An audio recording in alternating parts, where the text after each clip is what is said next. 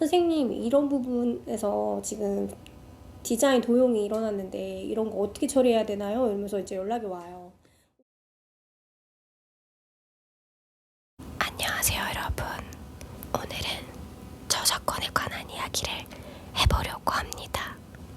제 ASMR 영상을 좋아하시는 분들이 있어서 시작은 이렇게 할게요. 저는 7년차 공예 강사로 활동하고 있는 라임쌤입니다.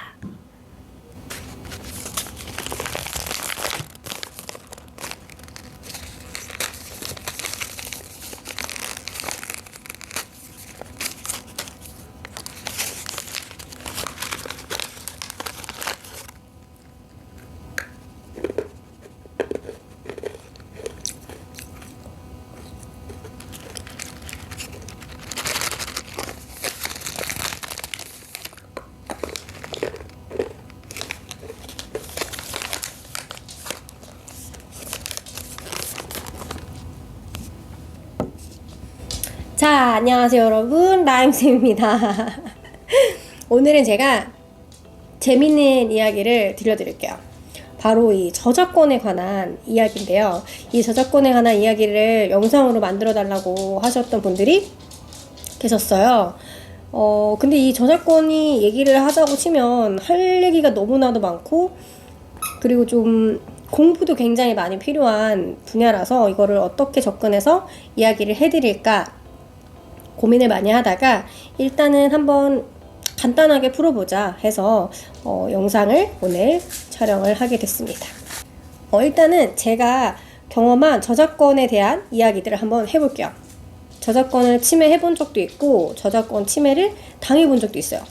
일단 이 저작권에 대해서 누가 알려주시는 것도 아니고 잘 모르는 상태에서 공예 활동들을 시작하다 보니까 본의 아니게 저작권을 침해하게 되는 경우도 생긴단 말이에요.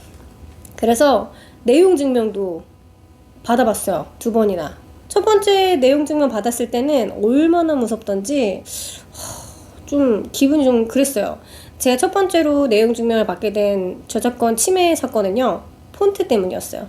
이 무료 폰트인 줄 알고 받아서 매장 홍보 물로 사용을 했는데 그 부분이 이제 저작권 침해가 된다면서 이제 내용 증명이 날라온 거죠. 무서웠어요. 어쨌든 간 제가 저작권 침해한 사실이 있고 그 부분에 대해서 해결을 해야겠다 생각해서 연락을 했어요. 해가지고 뭐 법무법인 뭐 이렇게 해가지고 이제 무섭게 연락을 한 거죠. 그래서 이제 거기서는 그 해당 부분에 대한 이제 라이센스를 구매를 하도록 이제 얘기를 하시더라고요.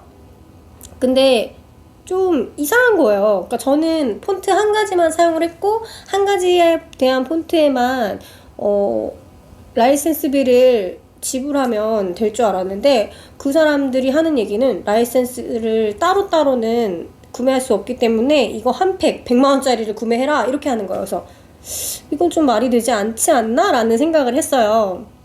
인터넷에 이제 저랑 비슷한 사례가 없는지 검색을 하니까 너무 많은 사례가 나오는 거예요. 그러니까는 약간 악질적으로 이런 라이센스비를 받기 위해서 하는 그런 이제 악질 업체들이 있다라는 이야기가 있더라고요.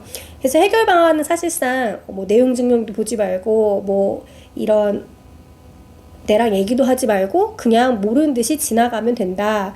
이제 이런 내용이었는데요. 저는 성격이 급해가지고 그렇게 못하고 바로 그냥 전화해가지고 따지고 싸우고 했어요. 근데 그 후로 시간이 많이 지났는데 별다른 문제는 없었어요. 그래서 지금도 이 저작권 때문에 아마 고민하시는 분들이 있을 것 같은데 되게 걱정하지 않으셔도 되는 게 일단 여러분이 초범이라면 걱정하지 않으셔도 됩니다. 그래서 그냥 지나가시면 돼요. 이게 그쪽에서 고소를 한다고 하더라도 초범일 경우에 뭐 크게 손해보시는 일은 없을 거예요. 이거를 제가 어떻게 하냐면요, 제가 이 저작권 침해로 경찰서를 한번 갔다 온 적이 있었거든요.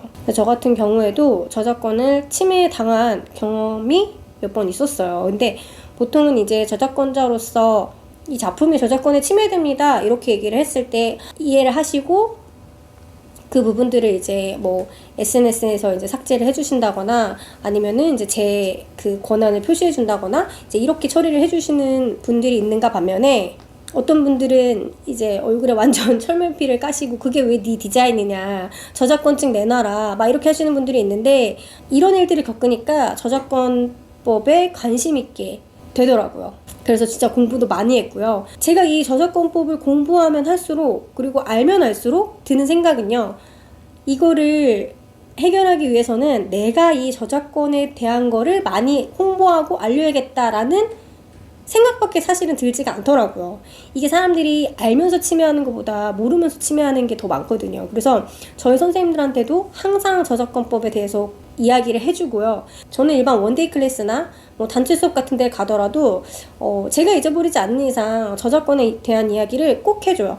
여러분 오늘 여기서 이렇게 수업을 배우셨다 하더라도 다른 작가님의 작품을 마구 따라서 만드시면 안 됩니다 라고 이제 얘기를 해드리거든요. 저한테 배우셨지만 이분들이 가서 다른 분들의 저작권을 침해할 수도 있는 거니까요. 그 피해가 저한테 돌아올 수도 있는 거고요. 그래서 제가 이런 것들을 알리면서 수업을 다녀야 나도 피해보는 일이 적겠다라는 생각이 들어서 요즘에는 정말 이 저작권에 대한 이야기들을 많이 하는 편입니다. 그리고 저희 학생분들이 저작권 피해를 보는 사례들이 또 있을 거 아니에요. 그러면 이제 전화 와요. 선생님 이런 부분에서 지금 디자인 도용이 일어났는데 이런 거 어떻게 처리해야 되나요? 이러면서 이제 연락이 와요. 오늘도 전화 왔었어요.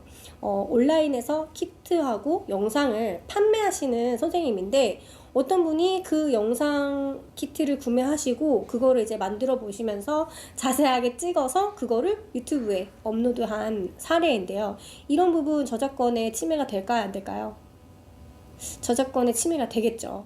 일단 디자인도 디자인 나름의 저작권이 생기는 거고 영상으로도 영상 저작권이 생기는 거잖아요. 뭐 이럴 경우에는 어쨌든 이분이 구매 이력이 확실하게 남아있고 그리고 이제 그 만드는 방법이나 이런 디자인들이 어느 정도 흡사한지를 봤을 때 충분히 저작권에 걸릴 만한 사안이라고 생각을 합니다. 자, 그러면은 이 저작권 침해 당했을 때 어떻게 처리해야 될까요? 흔하게 아무나 다 만드는 디자인인데 왜 이게 네 디자인이야? 라고 이렇게 막 우겨요. 아우 진짜 우리는 누구나 실수할 수 있고 잘못할 수 있잖아요. 이 잘못에 대한 대처는 현명하게 하셔야겠죠.